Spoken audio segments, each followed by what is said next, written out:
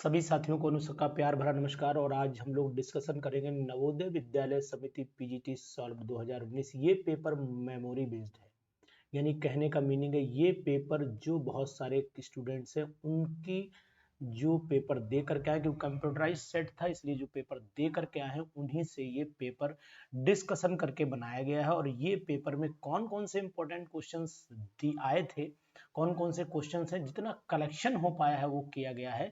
यानी कि normal way में सबसे पहला क्वेश्चन मैं आपके सामने आपकी स्क्रीन पर रख रहा हूं। बिल्कुल आप ऐसे साथ देते रहिए, मेरे लाइक और कमेंट्स को आप कोऑपरेट करते रहिए और इन लाइक और कमेंट्स को मैक्सिमम लोगों तक शेयर करिए। चैनल को सब्सक्राइब भी कर लीजिए, जिससे कि एक मेरा मोटिवेशन भी होता रहे। और जब मेरा मोटिवेशन होगा तो फिर आपका मोटिवेशन होना लगभग और लगभग तय है। तो इसलिए मैं आपसे विनम्र निवेदन करूंगा कि आप जल्दी से इसको सब्सक्राइब कर लीजिए। अगर नए हैं तो सब्सक्राइब कर लीजिए, और पहले से देख रहे हैं तो एक लाइक अभी दबा दीजिए, तुरंत दबा दीजिए, तभी आपका काम चलेगा। और आपका सिलेक्शन के साथ आपको पता है कि दवाओं के साथ दुआओं की बहुत जरूरत पड़ती है। तो अनुज शर्मा आपको बहुत बहुत ज़्यादा सपोर्ट करेंगे, बहुत ज़्यादा ईश्वर से प्रेयर करेंगे कि आपका सिलेक्शन हो जाए। ये मेरी ईश्वर से प्रार्थना है। और हमेशा ये ध्यान रखिए, आपका शिक्षक कोई भी होगा तो आपका भला चाहेगा। अगर आप उसे शिक्षक मानते हो तो फिर आपके लिए पॉजिटिव सोचेगा, नेगेटिव नहीं सोचेगा। पहला क्वेश्चन मैं आपके सामने डिस्कशन कर रहा हूं। The reagent that bring about the conversion of benzyl chloride to the phenyl methanamine. Phenyl methanamine का मतलब होता है कि यहाँ पर मैं सिंपल सी बात ये कहना चाहूंगा कि phenyl the reagent that brings about the conversion of benzyl chloride ये हो गया, और ये फिनाइल मिथेनामीन बनाना है। तो फिर यहाँ पर मैं आपसे ये बात कहूंगा कि फिनाइल मिथेनामीन बनाने के लिए हमें कौन सा रिएजेंट चाहिए होगा। तो ये आप ये देखिए कंपाउंड, ये रिएक्शन जो लिखी है उस पर आप न जाइएगा, क्योंकि ये पेपर जो बना हुआ है इस पेपर का डिस्कशन ये मैंने बना रहा हूँ। फिनाइल ये आपका कंपाउंड है इस तरीके से बेंजाइल क्लोराइड, और फिनाइल मिथेनामीन में इसे कन्वर्ट करना है। तो फिनाइल मिथेनामीन में कैसे कन्वर्ट करेंगे वो मैं आपको बता रहा हूँ। ये कंपाउंड है फिनाइल मिथेनामीन। NH2 लगाना है तो सिंपल सी बात ये है कि यहाँ पर मुझे NH2 लगाना है। तो कंडीशन क्या पॉसिबल होती है, तो इसका मतलब है कि मैं यहाँ पर रिएक्शन में एक्सेस ऑफ द अमोनिया और पैराडीन ले लूँ, क्योंकि अमोनिया से ही कराऊंगा तभी ये Cl रिप्लेस हो पाएगा। और इस कंपाउंड को अगर मैं देखता हूँ CH2NH2, ये आपका हो गया फिनाइल मिथेनामीन। ये फिनाइल मिथेनामीन कंपाउंड है। तो इस कंपाउंड पे आप ध्यान दीजिए और ये बना करके देखिए। तो इसका ऑप्शन ये मेमोरी बेस पेपर है, तो इसमें कहीं जहाँ पर भी होगा मैं करेक्शन करके खुद आपको बताऊंगा कि कहाँ कहाँ आपने करेक्शन करना है। Which of the following compound that shall produce an ester on treatment with aluminum ethoxide? तो आपको पता होना चाहिए कि एक रिएक्शन है जिसका नाम है टिश्चेंको रिएक्शन। उसमें टिश्चेंको रिएक्शन में आपको कार्बोक्सिलिक एसिड यानी कि सीधा सीधा हम लोग एस्टर बनाते हैं। तो ये मिक्सचर जो मिलता है यानी कि डायरेक्ट इससे हम लोग बना सकते हैं। तो सिंपल सा एल्डिहाइड लीजिए। देखिए बेंजल्डिहाइड से तो फिर आप एस्टर नहीं बना पाएंगे, और ना एसीटोन से बनाएंगे ना फॉर्मेट। इसी कंपाउंड से टिश्चेंको रिएक्शन के थ्रू बनता है जो रिएक्शन इसमें दी गई। आप डायरेक्ट इसको ऐसे भी लिख सकते हो, ये स्टेप अगर चाहो तो इसमें से हटा सकते हो, कोई दिक्कत नहीं है। इन FeCO का whole thrice the FeC bond possesses. इसमें क्या होता है तो आपको पता होना चाहिए कि इसमें बैक बॉन्डिंग यानी कि पाई बॉन्ड होता है। सिग्मा बॉन्ड करेक्टर नहीं है, ये जानते हैं आप। लेकिन एक चीज आपको बता दें कि इसमें जो बैक बॉन्डिंग होती है वो सिग्मा के थ्रू होती है, लेकिन बाकी तो रिमेनिंग पाई बॉन्ड के ही थ्रू बनता है।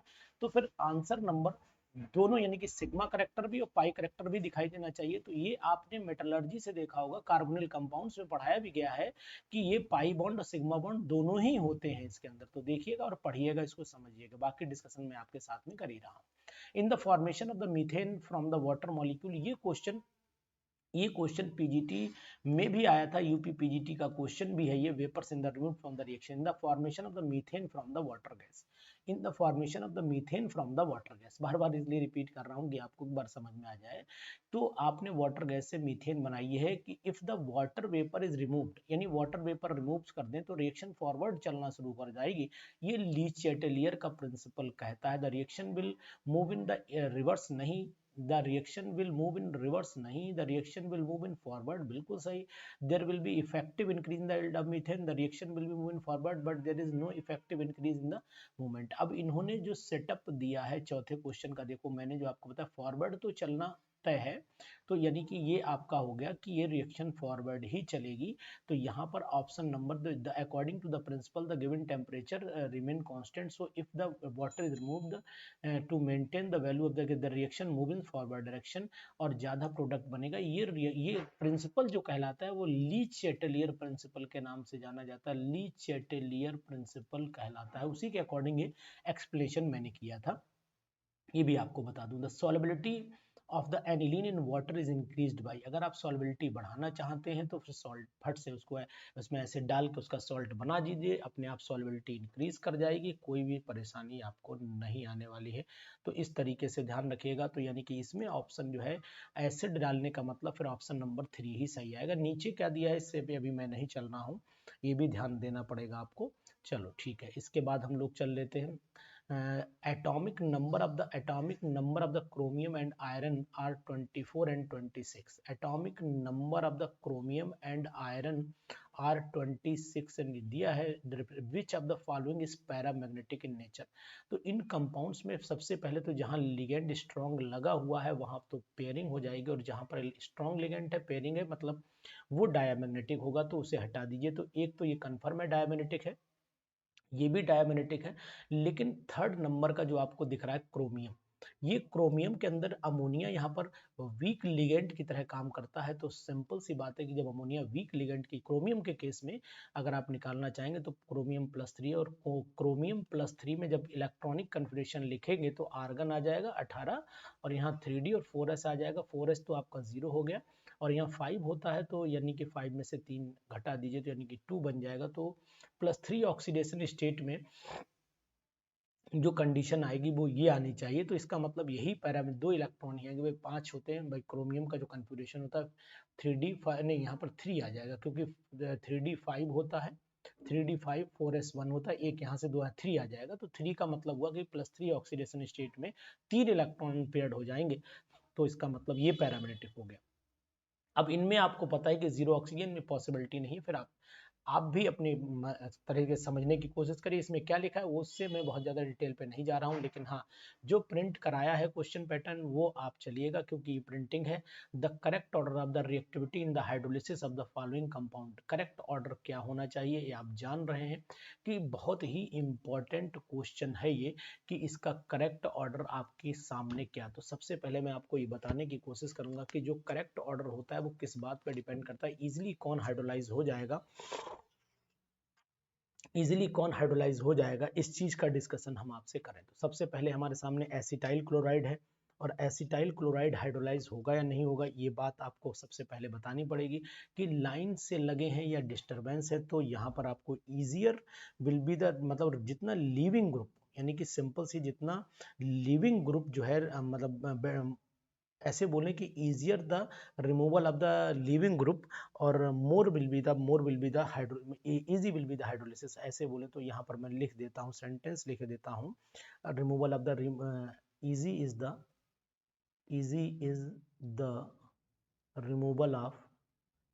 The removal of removal of है ना लिविंग ग्रुप। अब लिविंग ग्रुप कौन है, देखिए सबसे बेटर तो लिविंग ग्रुप ये Cl है, इसके बाद आपका ये NH2 ग्रुप है, फिर आपका OCS3 ग्रुप है, फिर आपका एनहाइड्राइड है। तो बेटर जहां पर लिविंग होगा तो इसका मतलब ये लाइन से तो नहीं लगे, लेकिन पहले नंबर पे ये आना चाहिए, दूसरे नंबर पर फिर मेरे हिसाब से दूसरे नंबर पे आना चाहिए एनहाइड्राइड आना चाहिए। कहाँ एनहाइड्राइड, ये हो गया 2 नंबर पर। 3 नंबर पर आना चाहिए आपका एस्टर, ये आना चाहिए 4 नंबर पर ये आना चाहिए। तो फिर आंसर इसका सेकंड आना चाहिए, मिला लेते हैं, आगे आंसर भी दिया होगा।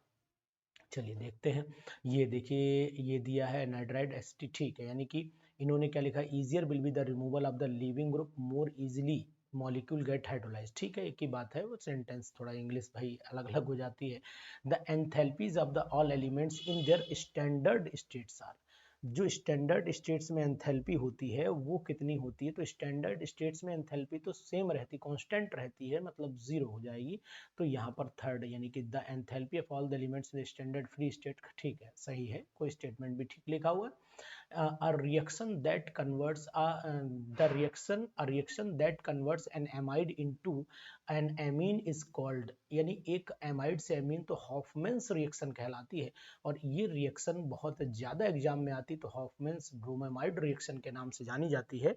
इसका फर्स्ट आंसर आप लगा लीजिए, एक्सप्लेनेशन भी आपको लगा हुआ है। बहुत ही इंपॉर्टेंट क्वेश्चन, क्वेश्चन नंबर 10 पे चला जाइए। क्वेश्चन नंबर 10 क्या कहता है, विच of the following product will form in the following sequence, इस सीक्वेंस में कौन सा कंपाउंड बनेगा। तो आपको साहब ये पता रहना चाहिए कि जब इसका ये आपको साइक्लोहेक्सेनॉल है, और साइक्लोहेक्सेनॉल में जब Br2 की रिएक्शन कराएंगे तो आपको ये जानकारी रहनी चाहिए कि पहले तो सिंपल सा इसका कंसंट्रेट H2SO4 पड़ा है, डिहाइड्रेशन करा दीजिए। डिहाइड्रेशन का मतलब वो OH यहाँ से चला जाए, H यहाँ से चला जाए या यहाँ से चला जाए, दोनों तरफ में से कहीं से भी आप H उड़ा दीजिए। तो अब आपके सामने ये जो कार्बन है, अब जिस कार्बन पर OH लगा, तो पहले मैं आपको दिखाता हूँ, अगर मैं ये चेन फॉर्म में होता तो पहले यहीं पर लिख देता हूँ, ये कार्बन हमारा अल्फा है, ये कार्बन हमारा बीटा है, ठीक है, ये बीटा है। तो ये जहां पर जुड़ा होता है उसको हम लोग अल्फा बोलते हैं, इसके पड़ोस वाले कार्बन को बीटा कार्बन बोलते हैं। तो सिंपल सी बात ये हुई कि यहाँ पर हमारे अकॉर्डिंग जो है वो ये कंडीशन होनी चाहिए कि यहाँ पर बॉन्ड डबल आ जाना चाहिए। तो जो कंडीशन होनी चाहिए वो कंडीशन ये आनी चाहिए कि बॉन्ड डबल यहाँ पर आना चाहिए, ये बॉन्ड डबल आना चाहिए। और जैसे डबल बॉन्ड आएगा तो फिर इसका मतलब है Br2 से रिएक्शन कराओगे तो Br एक यहाँ जुड़ जाएगा, एक Br यहाँ जुड़ जाएगा। तो ऐसी कंडीशन में दो Br जुड़े हुए हैं। आंसर नंबर 1 ये दिया है, 1 में HBr जुड़ा है, दूसरे वाले में Br जुड़ा है, इस वाले में भी Br जुड़ा है, और इस वाले में HBr जुड़ा है। तो ये तो पॉसिबल नहीं, ये पॉसिबल नहीं। तो सिंपल सी बात ये है कि अब इसमें जो आंसर होना चाहिए वो आंसर नंबर आपका, ये दोनों तो फिर सेम ही है, क्योंकि यहाँ पर इन्होंने ये डैश लाइन दिया है तो दोनों ऊपर की तरफ रहेंगे। यानी कि अगर मैं बात करूं तो फिर यहाँ पर एक जो है ये एक बैक साइड में होगा, हाइड्रोजन एक्सिस बनता है, एक ट्रांस बनता है, वही कंडीशन में भी चलेगा कि ये एक साइड में बिलो द प्लेन होगा, एक अबव द प्लेन होगा। तो ये वाला अबव द प्लेन मान लीजिए, बिलो वाला प्लेन, इसको ठीक करना चाहे तो फिर इसको फिर ऐसे कर दीजिए, ये ज्यादा बेटर आपके लिए रहेगा। तो आंसर नंबर 4 अगर इसके अकॉर्डिंग लगाते, वरना फिर अगर डायरेक्ट बॉन्ड होता तो फिर यही पॉसिबिलिटी थी कि आप इसको लगा सकते थे सिंपल वे में। तो एक तो कंडीशन आपके सामने ये हो गई। तो ये यहाँ पर यानी कि दिया भी है इवन डिहाइड्रेशन होना है वो तो तय है, substitution of the Br into two different planes, planes मैंने आपको बता ही दिए, टू डिफरेंट प्लेन्स, एक अबव द प्लेन होगा, एक बिलो द प्लेन होगा। तो above the plane and below the plane में यही डायग्राम सेट बैठेगा, क्योंकि मैंने उसको डायग्रामेटिकली रिप्रेजेंट भी कर दिया है, इस बात का ध्यान रखें। Which one of the following represent the electronic configuration of the more electropositive element. तो which of the following represent the electronic configuration of the more electropositive element। तो जो सबसे ज्यादा इलेक्ट्रोपॉजिटिव एलिमेंट होगा वो कौन सा एलिमेंट हो सकता है। तो यहाँ पर जो जल्दी इलेक्ट्रॉन लॉस कर देगा, जल्दी इलेक्ट्रॉन लॉस करेगा, उसका साइज बड़ा होना चाहिए। तो यानी कि सबसे बड़ा नंबर पीरियड का देख लीजिए, जिसका क्वांटम नंबर यानी n नंबर सबसे बड़ा होगा, तो वो आपको n नंबर यहीं पर दिखाई दे रहा है, यानी फोर्थ ऑप्शन इसमें टिक करिए। बाकी इन्होंने दिया एक्सप्लेनेशन, आप इनको मैं ये पीडीएफ आपको इसमें शेयर कर दूंगा, तो इस पीडीएफ के थ्रू आप इसको देख सकते हैं, कोई दिक्कत नहीं है। पीडीएफ आपको मेरे एरोमा ऐप पर भी मिल जाएगी। और अगर आप बहुत अच्छी तैयारी करना चाहते हैं, परफेक्ट हमारे साथ जुड़े रहना चाहते हैं, तो बहुत ही चीपेस्ट आपको ऐप 399 का जो ऐप है वो 399 का ऐप आप डाउनलोड कर सकते हो। और इस ऐप के थ्रू आपको लगातार क्वेश्चंस की सीरीज मिलती रहेगी, क्वेश्चंस मिलते रहेंगे, वो भी हमें बहुत यूजफुल हो जाएगा, ठीक है ना, आपके लिए यूजफुल रहेगा कि हम आपको इजीली वे में क्वेश्चंस दे पाएंगे। और उसका जो भी बहुत मिनिमम चार्ज रखा गया, और ये 399 वाली जो टेस्ट सीरीज है ये मार्च तक के लिए वैलिड है, ये मार्च तक आपके लिए अपडेट रहेगी, कोई बहुत ज़्यादा कॉस्टली टेस्ट सीरीज नहीं है ये। तो ये चीज ध्यान रखिएगा। इसके बाद hydrolysis of the 1 mole sucrose, यार कितना बढ़िया क्वेश्चन है, मजा आ गया क्वेश्चन देख करके कि hydrolysis of the 1 mole of the sucrose yield.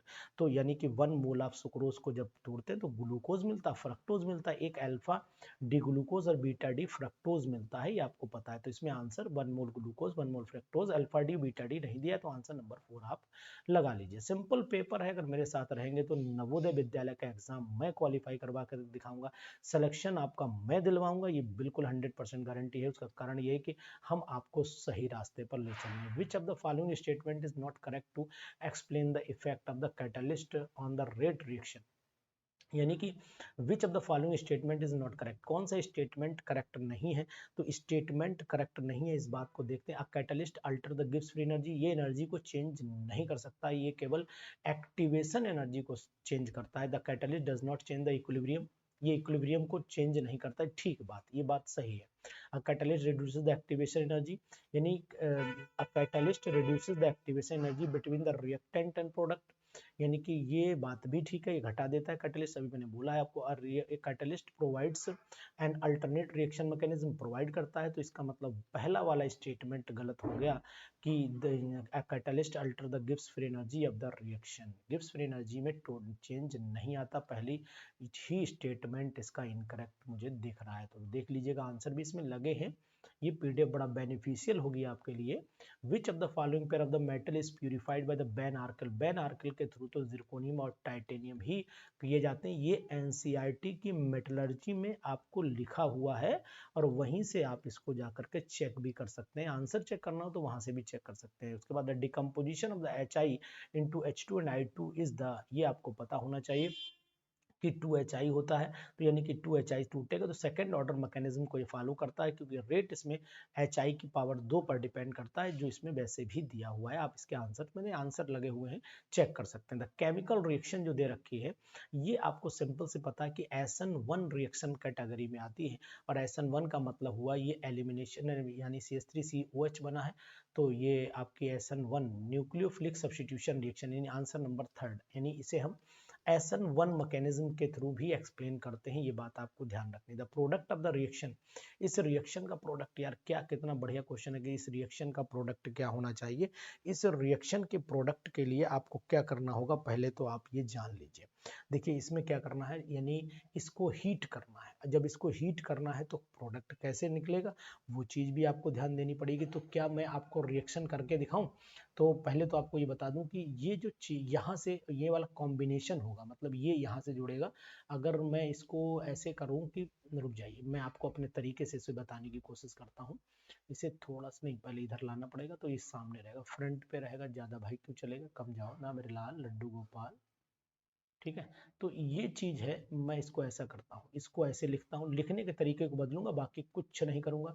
ये यहाँ पर CO लिखा, अब CH2 कितने, 3 है, तो देखो मैं CH2 3 लिखता हूँ। एक CH2 मैंने ये लिखा, एक CH2 मैंने ये लिखा, एक CH2 मैंने ये लिखा, एक, उसके बाद 3 होगा, इसके बाद CO लिखा मैंने, CO ऐसे लिखा, CO सामने लिख देता हूँ, CO ऐसे करके सामने लिख देता हूँ, ये O लिख देता हूँ, और ये OH लिख देता हूँ, और एक इसका OH ऐसे लगा देता हूँ। जैसे इसके ऊपर मैं हीट करूंगा, ये एक बूंद जिंदगी की टपका दीजिएगा। जैसे ही एक बूंद जिंदगी की टपकेगी, तो फिर टपक गई बूंद और बन गया कंपाउंड आपका ये वाला। देखो भैया, ये O जुड़ गया, ये फिर ऐसे हो गया, ये ऐसे हो गया, फिर यहाँ पर CH2 हो गया, यहाँ पर CH2 हो गया, यहाँ पर फिर आपका क्या हो गया, CO हो गया, और ये वाला बॉन्ड ऐसे। तो ये कंपाउंड मुझे सेकंड दिखाई दे रहा है। आंसर अभी अगले पेज पे मिलान कर लेंगे। ठीक है ना, बहुत ही बढ़िया यार, क्या मजा आ गया क्वेश्चन का, देख करके दिल खुश हो गया। क्वेश्चन बहुत ही सुंदर क्वेश्चन है, सॉल्व करके देखिए आप, आंसर आपको पता होना चाहिए। बहुत ही अच्छा क्वेश्चन है, करके देखिए। देखिए आंसर भी दिया, वेरी गुड, नाइस। ये भी हमारे लड्डू गोपाल हैं, मतलब कहने का तात्पर्य कि हमें को फॉलो, इन्होंने क्वेश्चन का बिल्कुल सेम डिजाइन में आंसर दिया है, बिल्कुल बहुत अच्छी, बहुत सुंदर। यानी कि in which of the following concentration value of a solution changes with change in temperature, यानी कि जहां वैल्यू चेंज होती है, तो आपको पता है मोलैलिटी, ये चेंज नहीं हो सकती, क्योंकि मास डिपेंडेंट है, ये भी मास डिपेंडेंट है, ये भी मास डिपेंडेंट है, ये वॉल्यूम डिपेंडेंट प्रॉपर्टी है, और वॉल्यूम जो होता है वो टेम्परेचर के साथ में वेरी करता है। वेरी नाइस क्वेश्चन, बहुत अच्छा क्वेश्चन है, ध्यान दीजिएगा। The reaction of the bromine with which the following phenols shall produce the tribromo derivative, यानी कि the reaction of the bromine with which of the following phenols shall produce tribromo derivative. इसमें tribromo derivative कौन बनाएगा, तो आपको पता होना चाहिए। फिनॉल जो है वो अगर Br जोड़ोगे तो यहाँ पॉसिबल है, यहाँ पॉसिबल है, यहाँ पॉसिबल है, इसमें पॉसिबिलिटी है नहीं, क्योंकि आर्थो पैरा इंगेज है, इसमें आर्थो इंगेज है, मेटा बनाएगा नहीं है इसमें भी। तो ये सब काट दीजिए भाई साहब, और इनको आप टिक कर लीजिए, यानी कि नंबर 1 क्वेश्चन आपका एक्यूरेट हो जाएगा। बहुत ही यार मजा आ गया क्वेश्चन देख करके, देखने में दिल खुश हो जाता है, ऐसे क्वेश्चन मिल जाते हैं तो। 20 की बात करें, you are given standard electrode potential. Electrode potential दे रखे हैं, कौन सा स्ट्रॉन्ग रिड्यूसिंग एजेंट होगा। अगर आपको जरा सी भी जानकारी है बच्चा, तो ये जान लो कि जिसकी वैल्यू नेगेटिव में ज्यादा होगी वही बेटर रिड्यूसिंग एजेंट होगा। नेगेटिव में वैल्यू सबसे ज्यादा हमारी ये दिखाई दे रही है, देखो सबसे ज्यादा नेगेटिव में वैल्यू यही है, चेक करके देख लो। तो फिर आंसर आंख बंद करके पोटेशियम भैया पे टिक कर दो। इसके बाद आपको नहीं बढ़ना यार, क्वेश्चन करो, केमिस्ट्री पढ़ोगे, अनुसर के साथ रहोगे, केमिस्ट्री के सपने आएंगे, सपने में और कुछ नहीं दिखाई देगा। केमिस्ट्री में, केमिस्ट्री सपने में आएगी, है ना, आई लव यू केमिस्ट्री बोलोगे, टेंशन ना लो बिल्कुल भी। तो यहाँ पर 21 की बात करो, which of the following is not aromatic. यार again very very important question, बहुत इंपॉर्टेंट। मैंने जितनी पीडीएफ पढ़ाई है, मैंने जितना अपना ये सब क्वेश्चन मेरे डिस्कशन किए हुए हैं, पूछ लीजिएगा। और जो बच्चे इस वीडियो को देख रहे होंगे कमेंट जरूर डालिएगा कि अनुसार आपने ये क्वेश्चन हम लोगों के साथ डिस्कशन किए। विच of the following is not an aromatic species.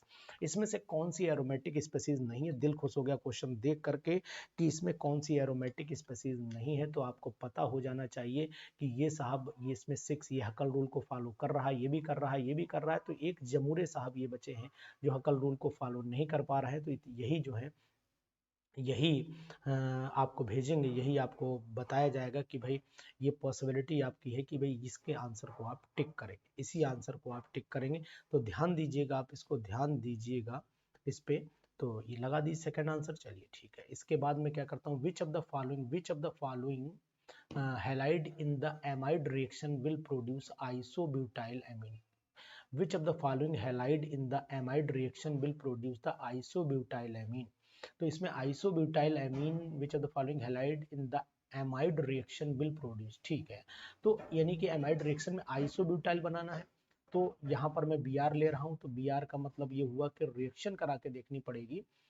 Which of the following halide in the amide reaction will produce the isobutyl amine, यानी कि चेन जो है ब्रांच रहनी चाहिए, है ना। तो अगर इसका मतलब हुआ कि SN2 मैकेनिज्म अगर मैं चलाता हूँ, क्यूएच के थ्रू चलाता हूँ, एल्कोहलिक क्यूएच करा देता हूँ, तो एल्कोहलिक क्यूएच को अगर मैं चलूंगा तो पॉसिबिलिटी, हाँ ठीक है, यानी कि सिंपल सी बात है कि अगर मैं इसकी अमोनिया से रिएक्शन कराऊं, NH3 से कराऊं, तो HBr निकल जाएगा, NH2 आ जाएगा, ठीक है। सेकंड आंसर आप लगाइए, तभी ज़्यादा बेटर है। इसमें तो सिंपल चेन है, इसमें आइसोब्यूटाइल नहीं बन पाएगा, इसमें बन जाएगा आपका ये प्राइमरी बनेगा, तो ये भी पॉसिबिलिटी नहीं है, और इस पर टर्सरी बनेगा। तो यही इन दोनों में पॉसिबिलिटी थी, तो इन दोनों की पॉसिबिलिटी के लिए which are the following amide reaction will produce the isobutyl, तो ये आइसोब्यूटाइल यही बनने वाला है अमीन। और आइसोब्यूटाइल अमीन का मतलब एक साइड ब्रांच हो, तो एक साइड ब्रांच यहाँ पर आपको मिल रही है, ठीक है। तो सेकंड वाला ऑप्शन, लेकिन एक बार इसे देख लेते हैं कि पहले ऑप्शन पर भी कुछ मुझे डाउट लग रहा है, एक बार देखता हूँ, पहले रुक जाइए, क्योंकि सेकंड ये तो दो नहीं है, नीचे के कंफर्म है। यहाँ पर देख लेता हूँ, देखो ये कंपाउंड हुआ आपका CH3CH, और ये आपका हो गया नीचे CH3 और यहाँ पर आपका CH2Br हो गया। तो ये आपका हो गया, ये कंपाउंड हो गया, ठीक है। और ये नॉर्मल, ये यहाँ पर मैं NH2 लगा देता हूँ। तो अगर मैं NH2 यहाँ लगाता हूँ तो कंपाउंड आपके सामने आ जाएगा CH3CH, यहाँ पर आपका CH3 आया, यहाँ पर आपका CH2, यहाँ पर NH2, ये हो गया आपका आइसोब्यूटाइल एमीन हो गया। चलिए ठीक है। अब अगर मैं इनकी बात मान लेता हूँ, इस सेकेंडरी वाले को मान लेता हूँ, है ना, तो सेकेंडरी वाले को अगर चलाता हूँ तो इसका मतलब नहीं, ये नहीं हो, ये है आंसर नंबर 1 होगा, क्योंकि यही SN2 मैकेनिज्म को यही फॉलो करेगा। और SN2 मैकेनिज्म को फॉलो करने का मतलब ये हुआ कि प्राइमरी होना चाहिए, और प्राइमरी फिर यही बन रहा है, तो फिर आंसर यही लगाइए, फर्स्ट आंसर लगाइए। इसको थोड़ा ठीक कर लीजिएगा, बाकी आप भी अपनी सलाह दीजिएगा, इसमें आंसर का करेक्शन है न। ये पहले वाले में भी था, which reagent brings about the following conversation, यानी कन्वर्जन कौन सा इसमें रिएक्शन में कन्वर्जन होगा। तो फिर इस, ये तो सिंपल है कि अगर आप चाहते तो यहाँ पर आप इनमें ऑप्शन देखिए, NaBr से तो संभव है नहीं, ये Br2H2 भी नहीं पड़ेगा, यानी आपके सामने PBr3 पड़ेगा, वही OH को, क्योंकि ये रिएक्शन आपको पता है PCl5 PCl3 जो भी कराते हैं उसी कैटेगरी की रिएक्शन में ये चली आती है। तो इसको भी आप फॉलो कर लीजिए, बहुत ही अच्छा। तो यानी इसका आंसर फिर आपका नंबर PBr3 यानी 4th पे टिक लगा दिए। बाकी मैं PDF डालूंगा, करेक्शंस पे ना जाइएगा, करेक्शन आपको मैं करवा देता हूँ। The rate constant for the first order reaction is 60 second inverse, तो how much time it will take into, तो कुछ नहीं करना है इसमें आप एक काम ये करिएगा कि ये द रेट कांस्टेंट यानी टी हाफ निकाल दीजिएगा। तो t half is equal to हो जाएगा 0.693 अपॉन के, और के की वैल्यू दे रखी है 60, तो यानी इसकी वैल्यू 60 से आप आंसर निकाल दीजिए। जब जो भी आंसर आए, ये टी हाफ आ गया आपका। अब कह रहा है कि it will reduce initial concentration, तो फिर आपको फाइनल लगाना है n is equal to n naught, n is equal to n naught 1/2 की पावर हो जाता है n। इस तरीके से निकाल सकते हो, लेकिन पूछा है कि it will time to reduce, तो ये फार्मूले से काम इसलिए नहीं चलेगा क्योंकि इनिशियल कंसंट्रेशन माननी पड़ेगी, n निकालना पड़ेगा, और n के लिए फिर टी हाफ की वैल्यू फिर ये नहीं लगने वाले, टी हाफ पहले निकालूं मैं, और टाइम दे नहीं रखा है, तो फिर इसलिए इस फार्मूले को चेंज करो आप इस तरीके से कि k इज इक्वल टू हो जाएगा 2.303 अपॉन टी लॉग आपका हो गया लॉग इनिशियल कंसंट्रेशन हो गया और फाइनल कंसंट्रेशन हो गया। हाउ मच टाइम, ये टाइम पूछ रहा है कि यहाँ से निकल चुका है, यानी के निकल चुका है ना, लेकिन अगर द रेट के दिया हुआ है तो के मैं रख दूंगा, तो पॉसिबिलिटी है फिर the rate constant for the first order reaction, ये मैंने फिर क्यों निकाला, यहाँ पर जरूरत थी नहीं कि निकालने की जरूरत है। How much time it will reduce to its initial, तो फिर मतलब ही नहीं था, टी निकालना था यार, तो इतना दिमाग गड़बड़ा क्यों दिया, इसे देख लिया क्या। T is equal to 2.303 upon 60 हो गया, लॉग हो गया इनिशियल को 1 मान लो, फाइनल कितना बचा, reduced concentration of the reactant it will reduce, यानी कि 1/16 घटाए, इन्होंने क्या किया है वो भी मैं देख लेता हूँ।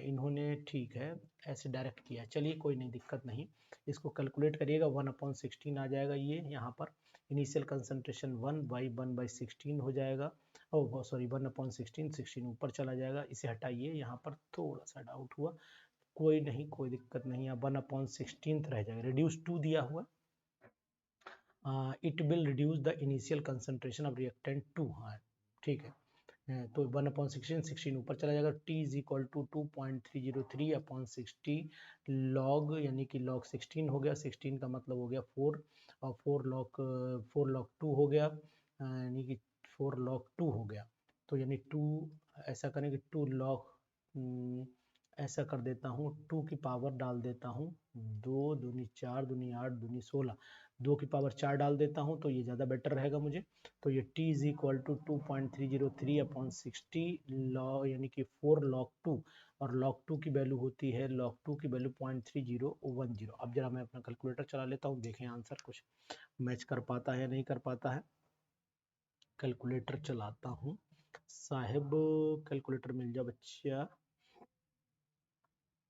ये चलिए जरा एक मिनट कैलकुलेशन कर देता हूँ, नहीं तो आप ये कहोगे सर टाइम खराब, क्योंकि बहुत सारे एक जनाब थे उन्होंने कहा था कि साहब आप टाइम बर्बाद कर रहे हैं, टाइम तो उन्हीं का बर्बाद हो गया है कि बेचारे का सिलेक्शन नहीं हो पाया अभी तक, है ना। चलिए टाइम, क्योंकि दूसरे पे कमेंट करने से पहले जरूर सोच लेना चाहिए कि टाइम किसका बर्बाद हो रहा है, तो जरूर ध्यान रखिएगा कि टाइम जिसका बर्बाद हो रहा है वो अपना टाइम बिल्कुल बर्बाद ना करे, जैसा है ईश्वर करे उसे वैसा ही रखे, तरक्की हो ना हो वो उसके ऊपर डिपेंड करता है, लेकिन हाँ ये जरूर है कि अगर आप समय की चाल को समझेंगे तो आपको 100% सफलता जरूर मिलेगी, वरना सिर्फ और सिर्फ एक लिए पैदा हुए कि दूसरे की कमियां ही निकालना है, तो फिर कमियां आप निकाल सकते हो। आंसर 0.0046 आ रहा है, तो आंसर फिर यही हुआ, आंसर आ रहा है 0.004621, यानी कि इसको मैं ले जाता हूँ यहाँ पर लाता हूँ, तो पॉसिबिलिटी बन जाती है 0.4.6 इंटू 10⁻³ सेकेंड आना चाहिए।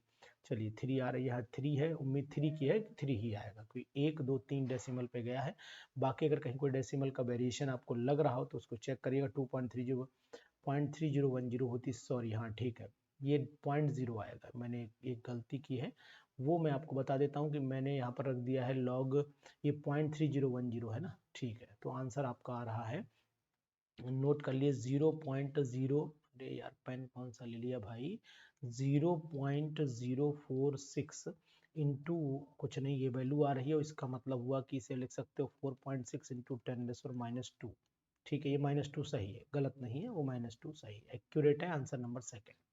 इनके हिसाब से करिए तो इनके हिसाब से कर सकते हो आप, वो भी कोई दिक्कत नहीं। इसके बाद नेक्स्ट क्वेश्चन पर चल लेते हैं, क्वेश्चन बहुत सारे हैं, डिस्कशन प्रॉपर चल रहा है, तो अब आप इसको ज्वाइन कर सकते हैं, आप इसको पढ़ सकते हैं, और एक बार यार फिर एक कमेंट वाला बटन, लाइक वाला बटन तो दबाओ।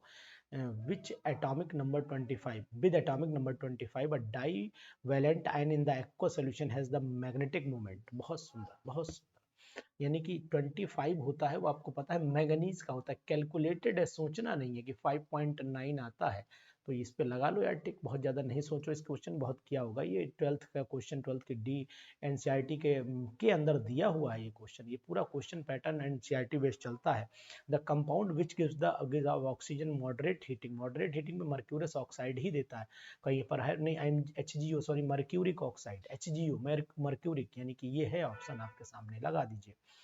विच of the following is the strongest acid, strongest acid जो जल्दी H पॉजिटिव आयन देगा, और जल्दी H पॉजिटिव आयन भैया वही दे सकता है जिसमें विड्रॉइंग ग्रुप लगा है, तो ये तो देगा नहीं, ये बेचारा वैसे ही कपड़े इसके खिंच रहे हैं, तो ये NO2 और पुल कर लेगा, तो ये जल्दी H पॉजिटिव को रिलीज कर देगा, तो means it is a good या it is a strong acid में कंसीडर किया जाएगा।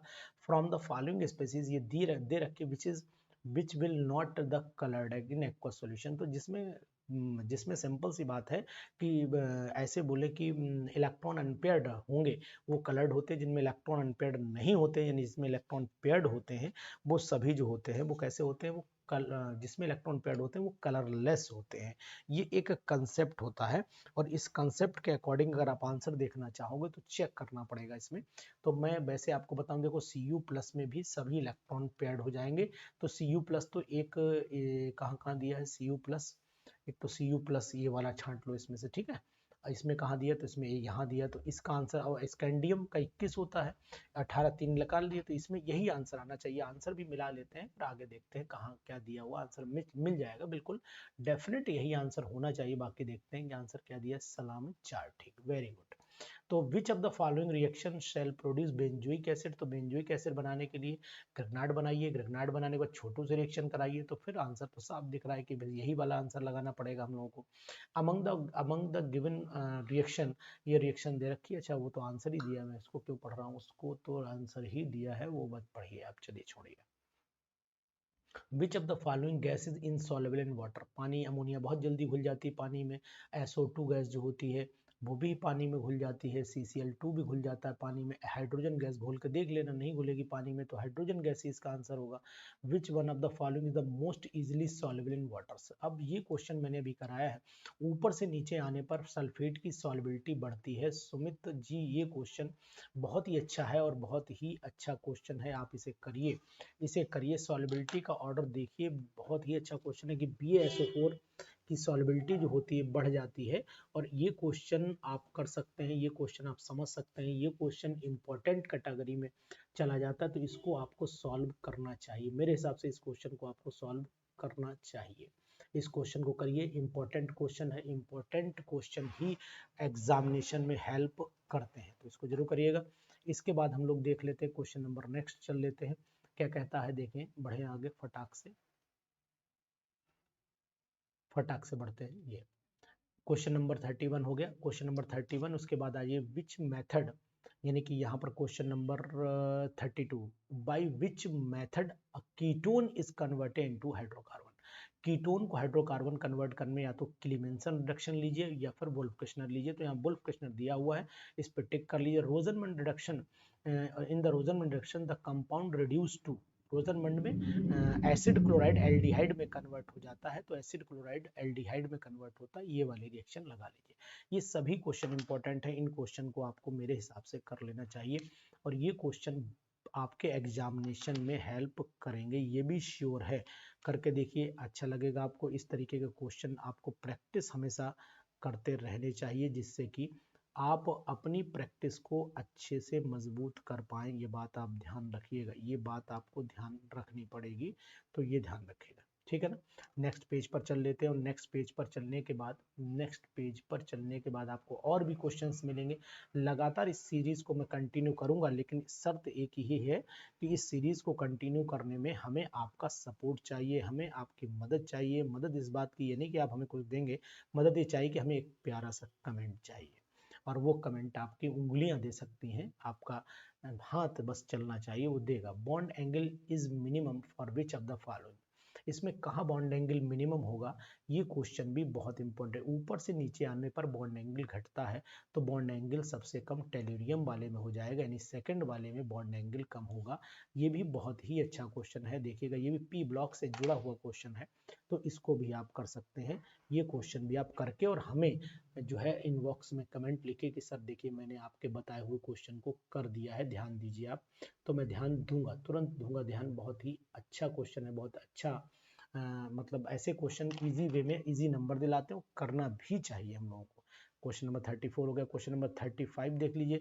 The product formed by the reaction between H2S and fluorine. H2S और फ्लोरीन के बीच में जो रिएक्शन होती है तो 2 यानी कि फ्लोरीन कराओगे तो H2S में से 2HF निकलना तय है, तो और SF4 बन जाएगा। H2HF निकलना है एक, तो ये देख लीजिए। और SF2 बनेगा तो SF6 बनना है, SF2 बनना है। तो यहाँ पर मेरे हिसाब से जो आंसर होना चाहिए देख लेते हैं एक बार। H2S की रिएक्शन जो है कराता हूँ, किससे कराता हूँ, formed between the H2S and fluorine, यानी कि F2 से कराना पड़ेगा। तो यहाँ पर सल्फर के साथ में फ्लोरीन SF2 भी बनाता है और SF4 भी बनाता है, दोनों कंपाउंड बनने के चांस होते हैं। तो इसको एक बार चेक जरूर करिएगा। मेरे हिसाब से जो कंपाउंड बनना चाहिए H2S के साथ में वो H2Cl2 जो बनता है, इसी कंडीशन में रिएक्शन हो सकती है कि F2 बने। लेकिन फिर भी आप इसे ध्यान दीजिए, इसे थोड़ा सा मुझे डाउट लग रहा है। अगर आपको आंसर पता हो तो आप बताइएगा। वैसे ये आंसर में थोड़ा सा मुझे डाउट है और कंफ्यूजन है। इन दोनों कंफ्यूजन डाउट को आप मिटाएंगे, बताइएगा कि सर आंसर इसका ये है, ठीक है ना, ध्यान देंगे। चलिए इसके बाद हम लोग चल लेते हैं। इन विच, ये रिएक्शन दे रखी है, विच of the following statement is correct. ये तो ये राइट माइनस ये लेफ्ट होना ही है, ठीक है। ये लेफ्ट माइनस राइट तो ये काट दो, ये ठीक नहीं है। सेल रिएक्शन दे रखी है Cu प्लस, नहीं पहले Cu आना चाहिए, ये रिएक्शन भी गलत हो गई। Silver electrode act as anode and copper, तो ये भी सिल्वर जो है वो राइट पे रिडक्शन हो रहा है, तो ये भी पॉसिबल नहीं, उल्टा लिखा है। Silver electrode act as cathode और कॉपर एनोड की तरह काम करेगा, बिल्कुल एक्यूरेट। यही चौथा आंसर आपको लगाना भी चाहिए। क्वेश्चन नंबर नेक्स्ट 37 पे आइए। 37 क्या कह रहा है, for the reaction H2 plus I2 is equal to 2HI the standard gives free energy, standard free energy of greater than zero, zero से ज्यादा है। और जीरो से ज्यादा का मतलब है कि यानी कि the vector of the equilibrium constant will be, ये हमेशा लेस देन के उल्टा हो जाता है। तो यानी आंसर क्या दिया है, द रिएक्शन अगर ज्यादा है तो वैल्यू पॉजिटिव होगी, वो लेस देन के हो जाएगा। ठीक दिया है, बिल्कुल सही दिया है। तो इसको भी आप करिएगा, इसको भी आप करिएगा, ठीक है ना, इसको भी आप करिएगा, ध्यान दीजिए, ये इम्पोर्टेंट हो जाता है। तो यहाँ पर आपने देखा, इस क्वेश्चन को देखिए, बहुत ही अच्छा क्वेश्चन आपका दिया हुआ है कि ये एक तो आपका भी इससे पहले वाला क्वेश्चन था, वो भी मैं दिखाता हूँ। ये यहाँ पर चल रहा है, यहाँ पर चल रहा है ये क्वेश्चन, कौन सा था, बी, यहाँ पर which of the following the most easily soluble in water, इसमें थोड़ा डाउट हुआ था, ध्यान दीजिएगा। BeSO4 is more soluble due to the small size of the small size, more hydration energy of the lattice, although solubility of the sulphate in the second group decreases down the group, ऊपर से नीचे आने पर decrease करती है, तो पता ही है, ठीक है, इसमें कोई दिक्कत नहीं है, इसमें कोई दिक्कत नहीं। स्ट्रोंशियम, बेरियम, कैल्शियम है ना, मोर सॉल्युबल, सॉल्युबिलिटी ऊपर से नीचे आने पर, also solubility of the sulphate in the second group decreases down the group, down the group, ठीक है, ठीक है, ठीक है। आंसर में थोड़ा सा डाउट था, इसलिए वापसी ली मैंने। चलिए इसके बाद चल लेते हैं, नेक्स्ट क्वेश्चन पे आ जाते हैं। नेक्स्ट क्वेश्चन पर आते हैं, और क्वेश्चन नंबर कहाँ चल रहा है हमारा, ये चल रहा था, ये ध्यान दीजिए। which is obtained when the urea is heated with HNO2, urea is heated with HNO2। तो HNO2 के साथ में जो है वो यूरिया जब हीट करते हैं, तो आपको पता होना चाहिए कि HNO2 के साथ में यूरिया हीट होगी तो नाइट्रोजन गैस निकलना है, और नाइट्रोजन गैस 3rd नंबर में दे रखी है। चलिए इसको टिक कर लीजिए, यहाँ पर मैं टिक कर देता हूँ, भैया नाइट्रोजन गैस निकल गई। चलिए इसके बाद solubility of the product, solubility product दे रखा है, ये वैल्यू दे रखी है। What will be the molar solubility of the barium sulphate, निकाल के कैलकुलेशन कर लेनी है, कैलकुलेशन करके आप चेक कर लीजिएगा, आंसर मैच हो रहा है। यहाँ पर समय आपका नहीं वेस्ट करूंगा, यानी कि आपको कैलकुलेशन खुद करनी है, इस बात का ध्यान रखना पड़ेगा। चलो एक बात ये हो गई।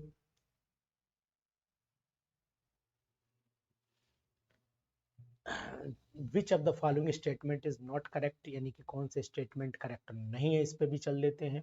कि the value of the Henry's constant, यानी कि हेनरीज कांस्टेंट की वैल्यू जो होती है वो इंक्रीज करती है टेम्परेचर बढ़ने के साथ, यानी कि इसकी तो सही है। The value of the Henry's constant K is greater for the gases will be higher for the solubility, ऐसा नहीं होता है। यानी the value of the Henry constant greater for the higher gases higher the not correct, it depends on the nature. ठीक है, सही है, बिल्कुल सही दिया है। यानी इसका सेकंड स्टेटमेंट है वो करेक्ट नहीं है, सेकंड स्टेटमेंट रॉन्ग स्टेटमेंट में चला जाता है। इन द लेसिग्ने टेस्ट, बहुत ही इंपॉर्टेंट है, पढ़ाया भी गया है। In the Lassaigne test to detect the presence of the sulphur in the organic compound the sodium fusion, तो ये आपको पता लेसिग्ने टेस्ट में हम ये करते हैं कि भाई लेसिग्ने टेस्ट पूरा आपको पढ़ाया गया कि एक फ्यूजन ट्यूब लेते हैं, उसके अंदर सोडियम को लेते हैं, फिर इसको ड्राई टेस्ट ट्यूब में सोडियम को पिघलाते हैं टेम्परेचर पर, उसको तोड़ दे, उसके बाद उसे ठंडा करते हैं, उसमें ऑर्गेनिक कंपाउंड डालते हैं, फिर उसको हीट करते हैं रेड हॉट होने तक, और उसके बाद फर्दर इसको प्लंग कर देते हैं, तोड़ देते हैं कंटेनर में, तो हमें फिर जो मिलता है उसके अंदर जो है हम टेस्ट उससे शुरू करते हैं, चाहे नाइट्रोजन का हो चाहे सल्फर का हो, किसी का भी टेस्ट हो उसी पर्पज से शुरू करेंगे।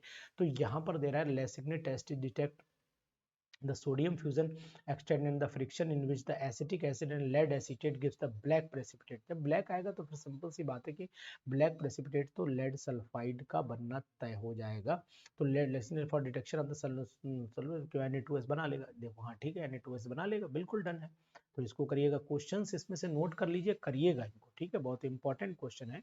From the given Newman projection formula, from the given Newman projection formula which is most stable, आपको पता है मैंने गॉची और ये फॉर्म सब बताई है, कौन स्टेबल होगा कौन नहीं स्टेबल होगा, तो ये फॉर्म सबसे ज़्यादा स्टेबल होगी, और ये फॉर्म आपको स्टैगर्ड फॉर्म दिखाई देती है, स्टैगर्ड फॉर्म दिखाई देती है विच इज़ मोर स्टेबल, ये बहुत ज़्यादा स्टेबल होती है, और ये मैं ऑलरेडी अपने झारखंड के बैच में पढ़ा चुका हूँ, चाहे तो आप नोट कर लीजिए, इसको देख लीजिए, झारखंड वाले बच्चों से पूछिएगा क्या अनु सर ने ये चीज़ पढ़ाई है या नहीं पढ़ाई है, अगर आप चाहेंगे तो वो बच्चे आपको बता देंगे कि सर ने ये पढ़ाई है कि नहीं पढ़ाई है। ऐसे क्वेश्चन जो नवोदय में आए हुए, ये क्वेश्चन मैंने सब लगभग कराए हुए हैं, अपनी टेस्ट सीरीज में कराए हैं, अपने टेस्ट सीरीज के साथ साथ में बच्चों को जो लाइव क्लास लेता हूँ उनमें भी कराया। तो अगर आप लोग वाकई में एक एक क्वेश्चन आप देखिए, बिल्कुल 100% ये क्वेश्चन आया हुआ है, यानी एक एक क्वेश्चन ऐसा नहीं मिल रहा है जो मैंने न पढ़ाया हो, तो ये नहीं कह रहा हूँ, लेकिन हाँ क्वेश्चन आपको मिलेंगे, अगर हमारे साथ रहेंगे तो आपको क्वेश्चन का दायरा मिलता रहेगा कि नहीं। कितने बढ़िया क्वेश्चन, देखो ये क्वेश्चन भी मैंने ऑर्गेनिक में पढ़ाया हुआ है कि ये कंपाउंड मेरे पास साथ में और इसके साथ CO और H2 के रिएक्शन कराते हैं, विच इज द रिएक्शन, तो आपको दे रखा है कि ये कंपाउंड आपको मैंने ये लिया, इसको CO H2 से कराओगे तो यहाँ पर CH मतलब ये ग्रुप CHO में कन्वर्ट हो जाएगा, सिंपल सी बात है, और इसको O2 PDCl तो ये CH3CO CH3 के कंडीशन में चला जाएगा, तो फिर आंसर आपका एक दूसरे के एनालॉग ही मिल रहे हैं, वही है कि मतलब आइसोमर कैटेगरी के कह जाएंगे तो एनालॉग बोलें तो, या होमोलॉगस बोलें तो सेमी कैटेगरी में है, तो ये बोल सकते हैं कि भाई आंसर नंबर बोथ दोनों सही है, दोनों का मतलब बोथ सही है, नन तो नहीं होगा, तो आंसर नंबर फिर 1 आप लगा लीजिए। बहुत ही इंपॉर्टेंट ये क्वेश्चन, आपके 43 क्वेश्चन हो चुके हैं, 43 क्वेश्चन की सीरीज में हम लोग पहुंच चुके हैं। Cetyl trimethyl ammonium bromide is, cetyl trimethyl brom यानी कि अमोनियम ब्रोमाइड होता क्या है, ये इन्होंने स्ट्रक्चर्स में भी दिया हुआ है, ये कैटाइनिक डिटर्जेंट में कंसिडरेशन किया जाता है, तो यहाँ पर है कहीं, ये है कैटाइनिक डिटर्जेंट हो गया, बाकी आप मिलान कर लीजिएगा, देख लीजिएगा कि आंसर इसका क्या कह रहा है। For the preparation of the alpha chloroacetic acid which reaction, तो HBZ रिएक्शन कहीं मिल जाए तो लगा दीजिए, ये है HBZ रिएक्शन, इसको लगाइए, आंसर यही आएगा, ये आपने पढ़ी हुई है और मैंने पढ़ाई हुई। Which of the following pair will have the effective magnetic moment equal to, effective magnetic moment का मतलब हुआ जहां पर वैल्यू आएगी, और जहां पर वैल्यू वहीं पर आएगी जहां पर अनपेयर्ड इलेक्ट्रॉन होंगे, तो क्रोमियम डाई पॉजिटिव और आयरन डाई पॉजिटिव में आपको इन्होंने आंसर निकाल करके दिखाया, क्रोमियम और ये डाई पॉजिटिव में केवल ये 4th वाला आंसर इसके अकॉर्डिंग सेट हो रहा है, तो इसको करके देखिएगा, जिसमें करेक्शन लगे करेक्शन करिएगा, क्योंकि केमिस्ट्री है, यहाँ पर बहुत ज़्यादा डिस्कशन करने का नहीं, डिस्कशन वो करिए भाई, क्या होता है कि कम डिस्कशन करेंगे ज़्यादा पढ़ेंगे नंबर ज़्यादा आने के चांस हो जाएंगे। तो which reagent is used in the catalytic amount in the esterification, तो यहाँ पर एक्वस NaOH होगा, कंसनट्रेटेड H2SO4 हो गया, तो ये सब चीज़ें देख लीजिएगा। इसमें आपको which reagent is used in catalytic amount in which the esterification, esterification में तो हम लोग फिर H2SO4 ही यूज़ करते हैं, तो सेकंड आंसर यही हुआ, केवल NaOH नहीं यूज़ करते हैं, तो हटा दीजिए उसको। इसके बाद क्वेश्चन नंबर ये आ गया आपका, द इलेक्ट्रोनेगेटिविटी सबकी दे रखी है, the strongest bond is formed, कौन बनाएगा स्ट्रॉन्ग बॉन्ड, तो आपको पता होना चाहिए कि इनके बीच में तो इंटर इलेक्ट्रॉनिक रिपल्सन हो सकता है, और इनके बीच में एक इलेक्ट्रो पॉजिटिव एक इलेक्ट्रो निगेटिव है, तो बॉन्ड तो फिर यही स्ट्रॉन्ग बनना चाहिए, चेक कर लीजिएगा, यही स्ट्रॉन्ग बॉन्ड बनेगा, आंसर भी इन्होंने यही दे रखा है, फिर भी आप आप लोग, मैं जो आंसर दिए हैं उसको क्या होता है कि बहुत ज़्यादा एक बार डिस्कशन करके भी सोचना चाहिए, अगर उसमें लगता हो कोई करेक्शन तो करेक्शन कर लेना चाहिए, उसमें कोई दिक्कत नहीं। Which of the following has the highest paramagnetic character, कौन सा हाईएस्ट पैरामेग्नेटिक करेक्टर रखेगा, तो यहाँ पर पैरामेग्नेटिक इलेक्ट्रॉन निकाल लीजिए, इनकी ऑक्सीडेशन स्टेट दे रखी है, जहाँ पर ज़्यादा अनपेड इलेक्ट्रॉन आ जाए वही पैरामेग्नेटिक में ज़्यादा होगा, तो यहाँ पर इन्होंने कोबाल्ट में दिए हैं 7, हुआ D7 मतलब 3 अनपेड 2 हुए, तो सबसे ज़्यादा आपको मैंगनीज में दिखाई दे रहा है, तो मैंगनीज का ऑप्शन आपका थर्ड वाला लगा सकते हैं। ऐसा नहीं कि आंसर देख लीजिए, लेकिन लगाइए अपना दिमाग, दिमाग किताब का ना लगाइए। उसका कारण ये होता है कि बहुत सारी कभी कभी चीज़ें जो होती हैं वो डिस्कशन पे ज़्यादा क्लियर होती हैं। Which one of the following oxide of the nitrogen is most thermally stable, कौन सा ज़्यादा ऑक्साइड थर्मली मोस्ट स्टेबल हो जाता है, तो थर्मली मोस्ट स्टेबल कौन सा हो जाएगा, ध्यान दीजिएगा। तो N2O5 is the most stable oxide आपको दिखाई दे रहा है, क्योंकि इसके अंदर कोवेलेंट करेक्टर है, उसकी ऑक्सीडेशन स्टेट भी अगर आप देखेंगे तो नाइट्रोजन की ऑक्सीडेशन स्टेट भी मैक्सिमम आ जाएगी, तो आंसर नंबर आप थर्ड लगा दीजिए। बहुत ही अच्छा रहेगा, बहुत ही इजी वे में आप इसका आंसर निकाल लेंगे अगर रीजन सही लगा देते हैं। Reaction of the acetic acid with sodium bicarbonate give the CO2 in the presence of CO2 comes, तो इसमें तो कुछ नहीं कि भाई the reaction of the acetic acid with sodium bicarbonate, तो सोडियम बाइकार्बोनेट तो CO2 निकलेगी, तो bicarbonate group give the CO2, यही बाइकार्बोनेटिक ग्रुप देता है, तो ये लगा लीजिए आंसर इसमें, तो कुछ ऐसी बात है नहीं। तो इसके बाद चल लेते हैं हम लोग 52 क्वेश्चन पे। विच of the following statement is not correct, कौन सा स्टेटमेंट इसमें से सही नहीं है, तो पढ़ना पड़ेगा। The product of the presence and volume of the fixed amount of the gas is independent होती है, सही है। The gas equation is not valid at high temperature, नहीं ये भी सही है। द गैस कांस्टेंट पर मॉलिक्यूल इन वोल्ट्स, ये भी सही है। तो molecule at different gases have the same kinetic, ऐसे कैसे हो जाएगा, सेम काइनेटिक डिफरेंट हो जाती है, तो यानी कि फोर्थ वाला ये आपका क्वेश्चन का आंसर, यानी ये वाला आना चाहिए। देखो इसमें भी शायद फोर्थ, यहाँ फोर्थ दिया। The strongest base in the liquid ammonia, liquid ammonia में स्ट्रॉन्गेस्ट बेस कौन होगा, तो ये तो होगा नहीं, ये दोनों तो काट दीजिए आप। इन दोनों में चलिए, हाइड्रोजन में आपका NH2 आता है, इसके अंदर NH2 नेगेटिव आता है, तो यही इलेक्ट्रॉन देगा, तो ये इजी वे में आप इसको भी सॉल्व कर लेंगे, कोई दिक्कत नहीं। तो ये मैंने आपको 53 क्वेश्चंस करा दिए। इसके बाद ये क्वेश्चन मैं आपको दिखा रहा हूँ, ये आप कर करके मुझे सेंड करिएगा कि सर इनके आंसर, इस 60 क्वेश्चन की टेस्ट सीरीज थी, 60 क्वेश्चन की टेस्ट सीरीज में ये क्वेश्चन मैं अब आपके हिस्से में डाल रहा हूँ। इसका स्क्रीनशॉट आप चाहें तो दिलवाता हूँ आपको, देखिए इसका स्क्रीनशॉट आप ले सकते हैं। इनके आंसर भेजिएगा, क्वेश्चन नंबर आपको 54 मुझे भेजना है। इनके आंसर दिए हैं, लेकिन मिलान आपको करना है कि वाकई में ये आंसर आपको जो दिए गए क्या अप टू द मार्क है। इससे यहाँ से इन दो के स्क्रीनशॉट ले लीजिए। ये क्वेश्चन सब करवाए गए, क्वेश्चन नंबर 60 का स्क्रीनशॉट ले सकते हैं, क्वेश्चन नंबर 59 का स्क्रीनशॉट ले सकते हैं आप, क्वेश्चन नंबर 58 का स्क्रीनशॉट ले सकते हैं। ये सभी स्क्रीनशॉट आप ले लीजिए और लेने के बाद जो इनके आंसर्स मुझे भेजिए। तो ये मैंने आज आपको PDF दी है, इस PDF के थ्रू आप क्वेश्चन करिए, प्रैक्टिस करिए, और प्रैक्टिस करने के बाद अपने नवोदय एग्जाम की 100% बढ़िया तैयारी करिए, और फिर लीजिए सिलेक्शन। और सिलेक्शन के बाद जरूर हमें फ़ोन करिएगा कि सर मेरा सिलेक्शन हो गया है, क्योंकि बहुत सारे लोग सिलेक्शन होने के बाद जो है वो भूल जाते हैं कि सर का भी कोई हमने हेल्प लिया था या सर की कोई मदद ली थी, वो सब उनकी दुनिया से परे हो जाता है, क्योंकि फिर वो एक अपने आगे सोचते कि नहीं अब तो ये सिलेक्शन मेरी वजह से हुआ, तो सिलेक्शन वाकई में आपकी वजह से हुआ है। फिर भी हमने जो आपका सपोर्ट किया है उसके लिए एक बार थैंक यू जरूर कहिएगा। Thank you.